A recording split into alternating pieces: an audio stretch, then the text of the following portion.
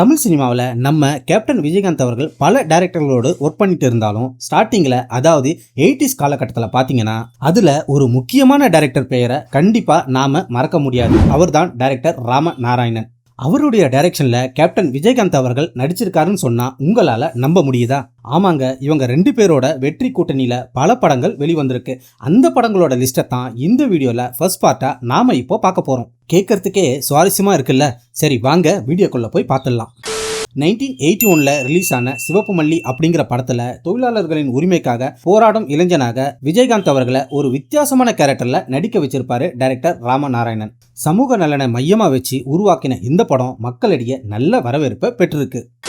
அதே வருஷத்துல அதாவது 1981 சிவந்த கண்கள் அப்படிங்கிற படத்துல குற்றவாளிகளை எதிர்த்து போராடும் கதாநாயகனின் கதையை மையமா வச்சு ஆக்ஷன் திரைப்படத்தை உருவாக்கியிருக்காரு டைரக்டர் ராம நாராயணன். இந்த படத்துல கேப்டன் விஜயகாந்த், சில்க் சுமிதா, நடிகர் ராஜேஷ், எஸ் சந்திரன் இப்படி மற்றும் பலர் நடிச்சிருக்காங்க. அதுக்கப்புறமா 1984 ரிலீஸ் ஆன படம் சபாஸ். டைரக்டர் ராமநாராயணன் இயக்கத்துல விஜயகாந்த் அண்ட் சசிகலா இவங்க நடிப்புல உருவான இது ஒரு ஆக்ஷன் மூவி. இந்த படத்துல விஜயகாந்தோடைய துடிப்பான நடிப்பும் மிரட்டலான ஆக்ஷன் காட்சிகளும் வேற லெவல்ல தெரிக்க விட்டுருக்கும்.